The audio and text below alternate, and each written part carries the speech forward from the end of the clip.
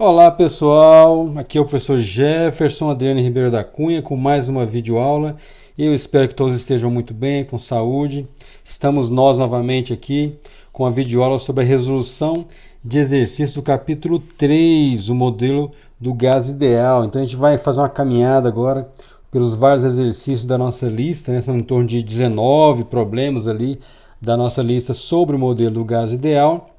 Tudo bem? Desde aquela parte né, mais experimental, né, mais empírica ali da lei dos gases, até a parte que diz respeito ao modelo cinético do modelo do gás ideal. Tudo certo? Então, só para iniciar a nossa aula, nós vamos começar com o problema número 1, né? Vamos começar com o problema número 1 e vamos lê-lo e entender qual que é a ideia do problema para resolver. Então, olha só, como é que está falando o problema número 1, né? No contexto do nosso texto lá, olha lá. Considere a demonstração feita na seção, né, 1.1.5, aquela seção que trata do modelo dos gases ideais, que é intitulada Lei dos Gases Ideais. A letra A, realize o mesmo procedimento utilizando as mesmas condições para chegar à lei do estado de um gás ideal, mas agora considerando um processo isovolumétrico e em seguida uma expansão isotérmica. Então aqui está assinalado o que a gente tem que fazer, né? Tem que sair desse estado P0, V0, T0, num procedimento isovolumétrico, passar aqui para o P1, V0, T, e depois para esse outro estado PVT, numa expansão isotérmica. E é para a gente construir aqui, ó, né, o diagrama PV para esta mudança de estado, certo? Então essa é a dinâmica desse exercício. Então a gente vai fazer exatamente o que está sendo pedido aqui. Vamos olhar para a figurinha. Tem uma figurinha aqui que vai ajudar a gente a entender essa dinâmica. Então nós temos aqui a figura do diagrama PV. Então já estou fazendo a letra B. Assinalem aí que essa já é a letra B, que é o diagrama, né? Às vezes o exercício é mais fácil fazer a letra B primeiro do que a letra A. E é mais ou menos o que está escrito aqui. Então a gente vai primeiro no processo isovolumétrico, certo? O estado A, né? Está aqui, ó, estado A, P0, V0, T0. Numa sequência aí, perdão, numa mudança de estado P0, V0, T0, a gente vai chegar aqui no P1, V0, T. Maravilha? E aí a gente sai aqui, agora vai para uma mudança isotérmica, olha lá, ó, uma isotérmica, para o último estado PVT. Então já deu para a gente todos esses valores aí de estado, né? P0, V0, T0, beleza? P1, V0, T e PVT. E a gente constrói esses valores de acordo com o que foi dado, né? Então, por exemplo, o P0 está batendo aqui com o V0, né? O P1, V1, P1, V0, desculpa, está batendo aqui. E a gente constrói as duas isotérmicas aqui, né? A isotérmica T0 e a outra isotérmica T. Lá na demonstração do livro, a gente fazia uma coisa que era assim, a gente saía de um estado aqui, ó, ia num processo isobárico, né? Ia nesse processo isobárico aqui na nossa horizontal, daí depois a gente subia, né? Digamos assim, a gente subia aqui na isotérmica, aí chegava no estado final. Mas agora ele quer outra situação, né? Um processo isovolumétrico e depois um processo isotérmico. Então vamos ver como é que a gente faz para construir a equação dos gases a partir dessa sequência de mudanças de estado. Vamos ver aqui então. A gente sai da letra A, né? O ponto A vai para o ponto B via esses dois estados aí, né? Um processo isocórico, né? Um processo isovolumétrico. Então é P0 sobre T0 igual a P1 sobre T. Então aqui é a mudança de estado usando a lei, na mudança de estado isocórico, né? Então você vê que não tem o volume aqui, ó, é isocórico. Então é P0 sobre T. Qual que é o primeiro estado? É o zero, né? Está o estado aqui, ó. Aí a gente conectar com outro estado. Qual que é o outro estado? P1, V0, T. Olha lá, ó. Então fica P1 sobre T. Certo? É assim que a gente escreve. E aí, esse aqui a gente chama de equação 1. Então, essa primeira equação aqui é para o processo isovolumétrico, processo isocórico. Maravilha? Também conhecido como processo isocórico. E aí a gente pega agora ela do B para o C, no isotérmico agora, ó, processo isotérmico. Como é que seria agora escrever essa equação de estado no processo isotérmico? Produto de pressão-volume, né? Então, qual que é o produto pressão-volume na mudança de estado, pensando num processo isotérmico? Então, seria aqui o P1V0, lá, ó, P1V0, beleza? Igual a PV, somente, igual a PV. Chama essa equação de 2. Aí a gente vai fazer uma coisa que é o seguinte, de 1 a gente pode escrever o seguinte, P1, vocês veem que a variável P1 é a variável que a gente tem que eliminar.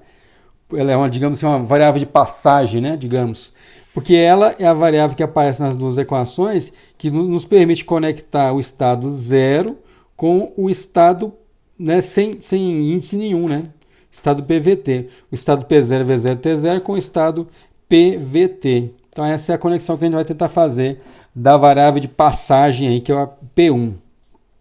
Então, isolando a P1 na equação 1, nós vamos poder escrever o seguinte, P1 igual a P0 sobre T0 que multiplica T. E aí a gente joga esse valor no 2, né? Joga lá no 2. Então vai ficar P0T sobre T0, aqui ó, substituindo 2, o valor aqui do P1. Tranquilo? Igual a quê? Igual a PV, simplesmente. E aí basta organizar esses termos aqui, né? Então já eliminamos a nossa variável de passagem. Agora a gente passa a organizar esses termos. Que é o quê? Eu vou pegar simplesmente esse T aqui e passar aí dividindo. A gente vai ter a conexão entre o estado P0, V0, T0 com o estado PVT, que é a lei dos gases, para essa mudança de estado. P0, V0 sobre T0 igual a PV sobre T, que é, né, a equação de estado, né? De mudança de estado, pensando num processo geral, né? PVT, sem imaginar que a gente está indo em um caso particular, né? De isocórico, ou isobárico, ou isotérmico. Tudo bem? Então é uma maneira da gente conectar, né, esse estado 0 com o estado sem índice, né? Então é uma maneira de conectar o estado P0, V0, T0 com o estado, olha lá, conectar os dois com o estado PVT. Essa é a conexão que se faz utilizando a lei dos gases que nós deduzimos agora. Certo, gente? Então, esse exercício exemplifica a maneira como a gente pode trabalhar com uma equação de estado isocórico, de mudança de estado isocórico e isotérmico, para chegar na lei dos gases ideais. Tudo bem? Na sequência, a gente vai abordar agora, vai resolver o problema número 2. Qual que é a leitura do texto do problema número 2? A gente tem um grande tanque cilíndrico, ele contém 0,750 metros cúbicos de gás nitrogênio a 27 graus Celsius e uma pressão de 1,5 a 10 pascal.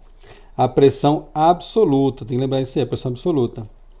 O tanque possui um pistão bem ajustado que pode fazer o volume variar. Qual é o valor da pressão quando o volume diminui para 0,480 metros cúbicos e a temperatura aumentou, né, para 157 graus Celsius? Então a gente vai olhar essa mudança de estado agora. Como é que a gente pode alterar essa mudança de estado e encontrar o que ele está pedindo, né, o valor da pressão, exatamente nessa mudança de estado. Então o que a gente vai fazer? A gente vai pegar a equação dos gases e vai olhar, né, como é que a gente obtém a pressão, né, sabendo que o volume vai aumentar e a temperatura também vai mudar, né, tanto o volume mudando quanto a temperatura mudando. Então a gente não pode abordar isso do ponto de vista ou de uma mudança de estado isocórico, ou isobárico, ou isotérmico. Então a gente tem que usar a equação dos gases de forma geral. Então olha só, o volume inicial é V0 a 0,750 metros cúbicos. Já está em metros cúbicos, maravilha, né? A gente não precisa se preocupar com isso. O T0 é 27 graus Celsius, vamos passar para Kelvin. Então, em Kelvin, eu vou escrever como 300,15, né? Somando aí 273,15 Kelvin. P0 é 1,5, 10 a quinta Pascal, né? No estado zero. Tranquilo. E o P1 é a variável que a gente quer saber, né? Nossa interrogação. Para o volume V1 igual a 0,480 metros cúbicos. A temperatura 1 vale 157 graus Celsius, que a gente tem que passar também para Kelvin. T1 em Kelvin vai ser, somando 273,15, dá 430,15 Kelvin. Então a gente tem essa mudança de estado que eu estou comentando com vocês, P0, V0, T0. A gente vai para um outro estado que é o P1, o V1, T1. E a gente quer saber quem é o P1. A gente pode escrever aí dos gases, né, que é P0, V0 sobre T0 igual a P1, V1 sobre T1. Aí a gente vai tentar isolar aqui o nosso P1, né? O P1 é a nossa variável de interesse. Então eu isolo o P1 na equação dos gases. Pego o P1 e deixo ele quieto do lado que ele está. Então nós vamos ficar com P1 igual P0, V0 sobre T0, que multiplica T1 sobre V1. E a gente só dá uma organizadinha nos termos, vou ficar com o seguinte, P0, fica o P0 aqui, só para organizar, para a gente ver como é que está acontecendo essa mudança de estado. Então, vou ficar com P0 que multiplica V0 sobre V1, vezes o nosso T1, que já estava lá, né, dividido por T0. Fecha parênteses.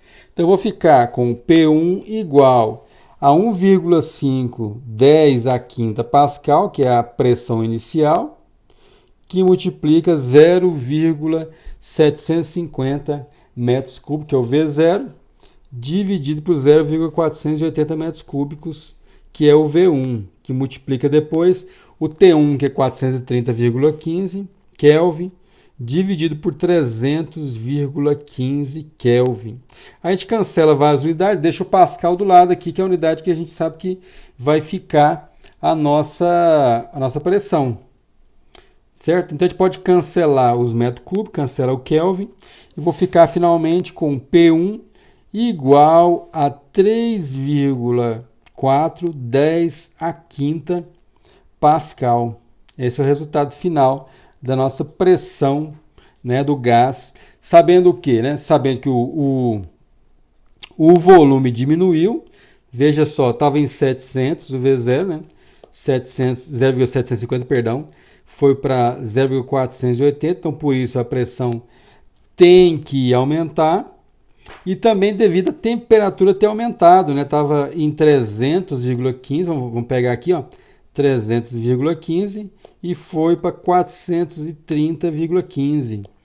Poderia acontecer alguma coisa do tipo assim, né? Você diminuir a temperatura, por exemplo, mas pressionar mais o gás, né?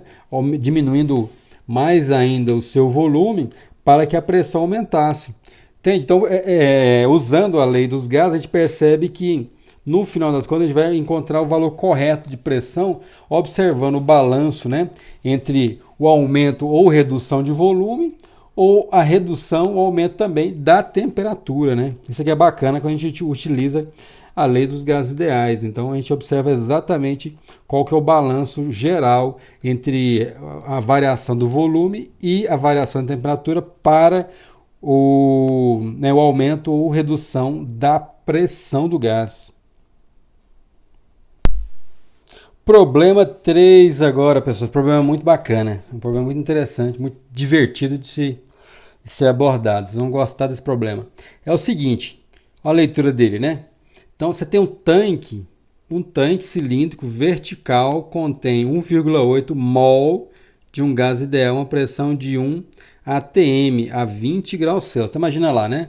1,8 mol de um gás ideal em 1 atm a 20 graus Celsius. Beleza?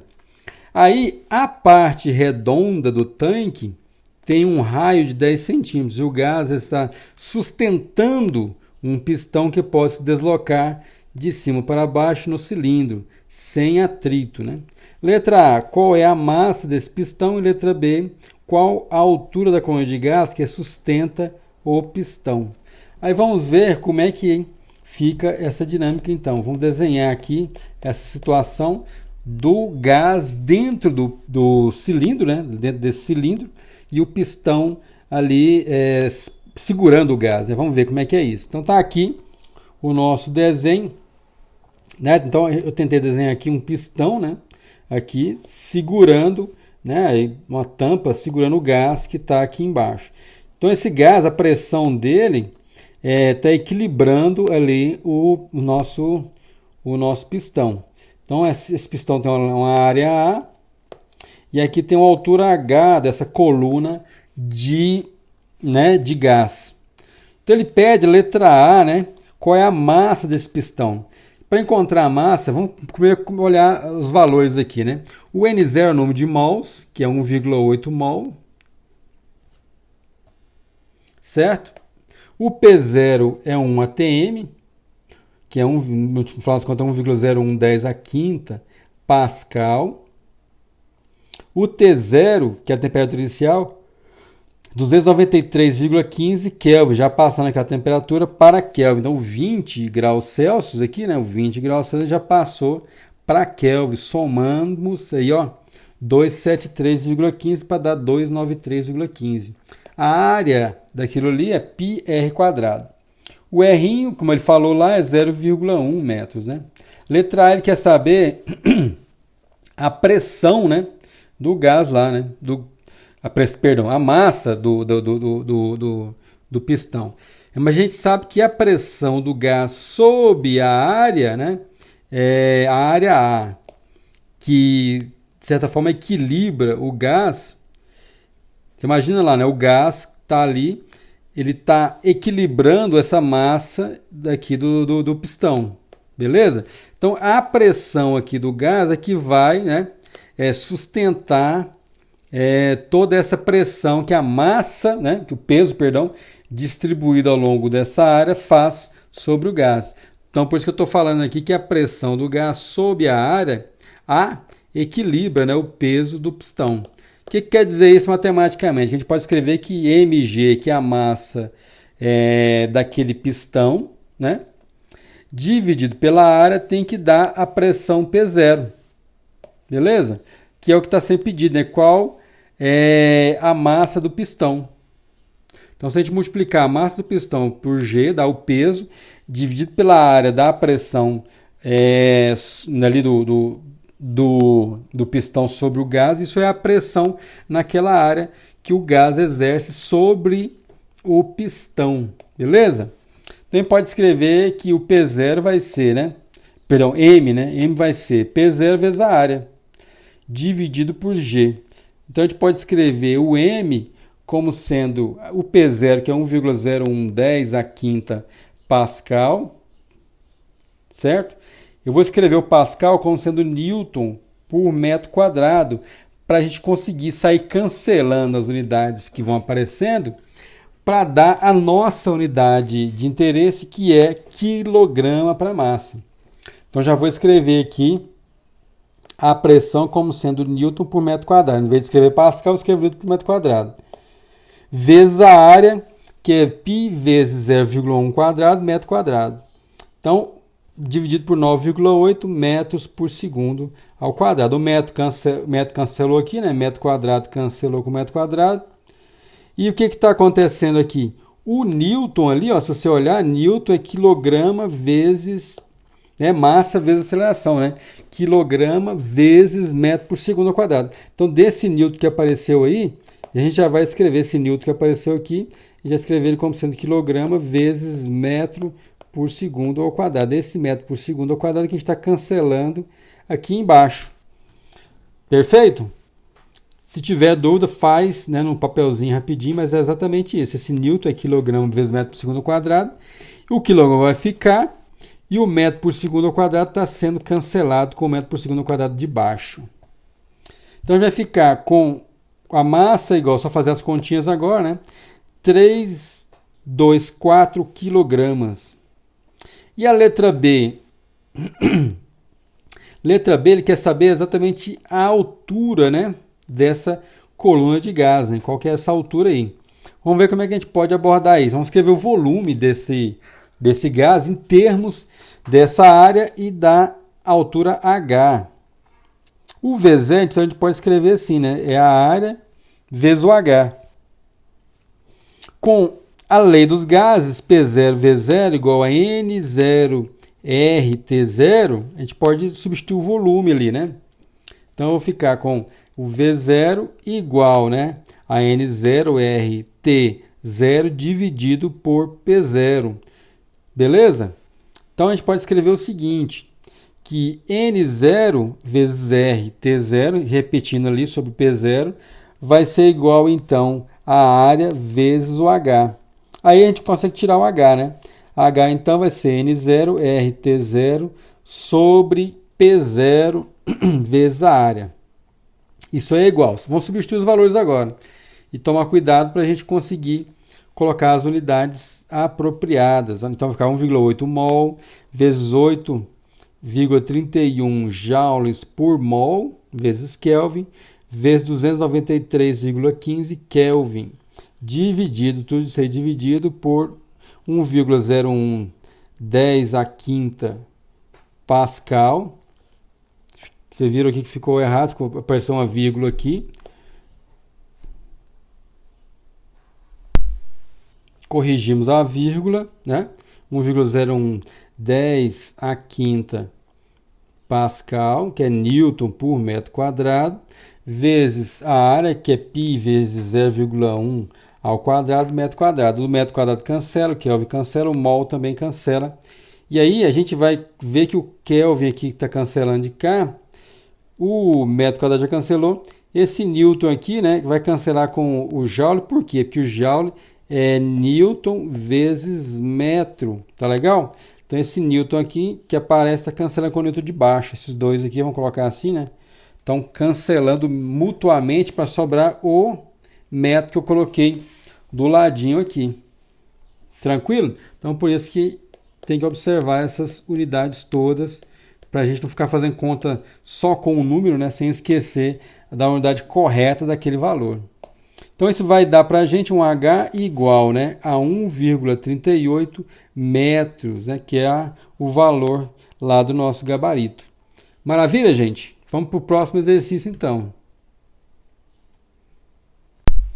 Muito bem, minha gente, vamos começar então o número 4 agora.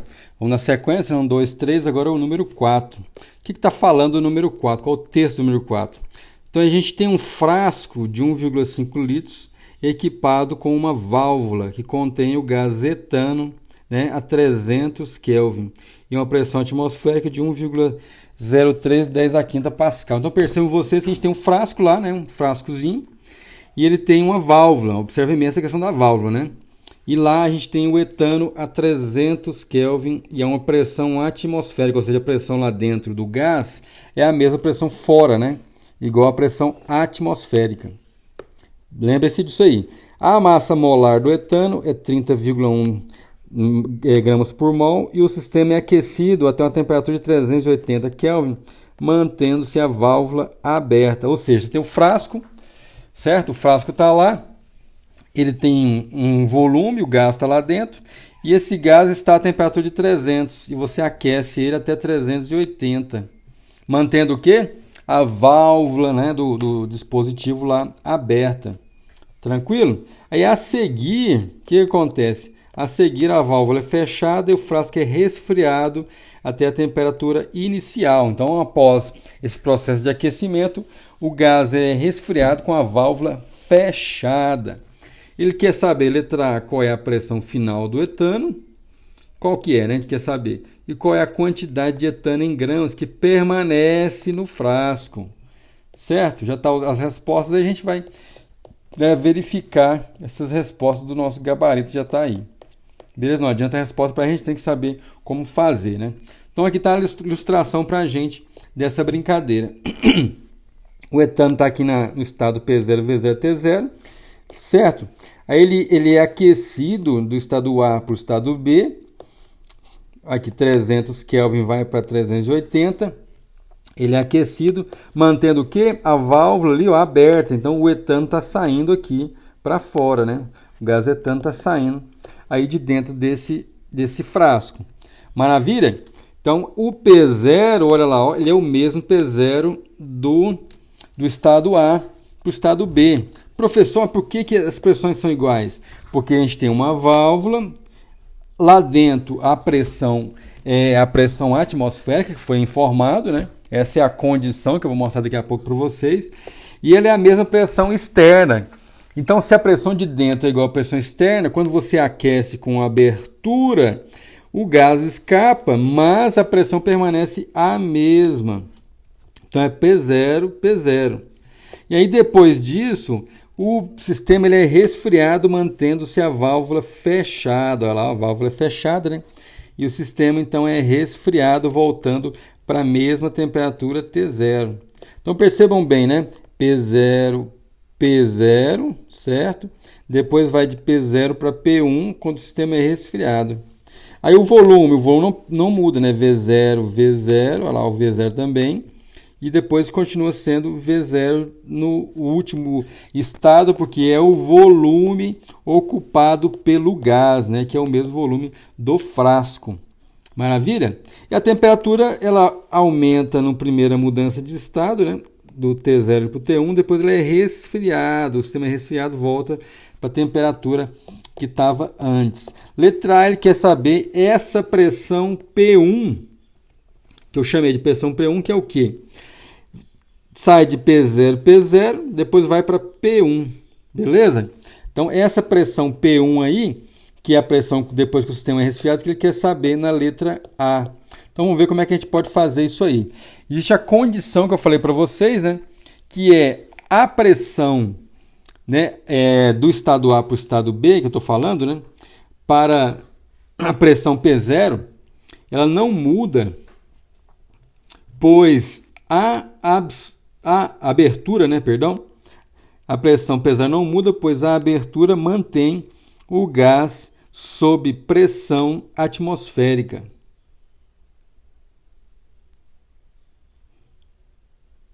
Certo? Então, do estado A para o estado B, a gente não tem mudança de pressão lá dentro. Eu posso escrever no estado A o seguinte: P0, V0 sobre T0 igual a N0R. Por que N0R? Né? Que o N0 é o número de mols do estado A. Tá tranquilo? Então, eu posso escrever a equação dos gases, né? Vamos falar assim, fica mais fácil. Então, a equação dos gases para o estado A é isso aí. Então, estado A está aqui, estado B e estado C. Eu vou escrever a lei dos gases para essas três situações, para esses três estados. No estado B, eu posso escrever assim, né? P0 não mudou, V0 sobre T1, olha lá, igual a N1R. Eu vou chamar essa equação de equação 2. Então, aqui a gente tem exatamente a equação dos gases para o estado B. Então, o P0 não mudou, o volume é sempre o mesmo. E o novo número de mols lá no estado B. Não se preocupe com as variáveis, né? Nem sempre as variáveis denotam aquele estado, porque a variável P0, por exemplo, ela não muda, mas o estado mudou. Tem que observar isso, né? Eu saio do estado A, vou para o estado B. Aí lá no estado A e B a pressão é a mesma, mas o estado é diferente. E no estado C a gente tem que o P1V0 sobre T0, olha lá, ó, a temperatura volta para zero, né? N1R. Beleza? Então a gente viu aí que o nosso sistema, né, ele vai do estado A para o estado B, depois do estado B para o estado C. E aí quer saber ali o P1. O que a gente vai fazer? Nós vamos isolar aqui a nossa variável P1. Então, a letra A quer saber o P1, a gente pode escrever o seguinte: da equação 3, eu posso isolar o P1, né? P1 será, né, o N1R, que multiplica T0 dividido por V0.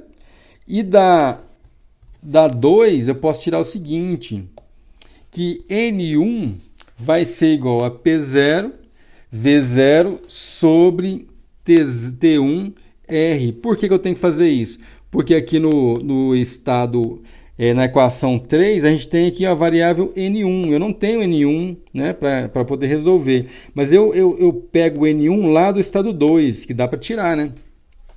Dá para tirar N1 e jogar aqui nessa equação para resolver para o P1. Esse que a gente vai fazer agora.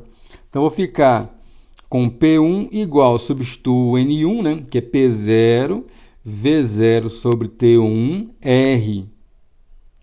Vezes quem? R, T0 sobre V0. Cancela os V0, cancela os R's. Eu vou ficar com a equação que é o seguinte, P0, T0 sobre T1, igual, né? Substituo o valor, 1,0310 a quinta Pascal, vezes 300, que é o T0, dividido por 380, que é o T1. Isso vai me dar um valor que é P1 igual a 0,81 10 a quinta Pascal, né? E a letra B, ele quer saber a massa, ele quer saber a massa, né, de gás, né, da massa, a gente chama isso de massa da amostra, né? Massa da amostra que ainda está no estado final, né, que está no estado lá, no estado C. Como é que eu posso escrever essa massa da amostra? Vou escrever assim, vai ser N1, que é o número de mols daquele estado, vezes a massa molar. Lembra lá?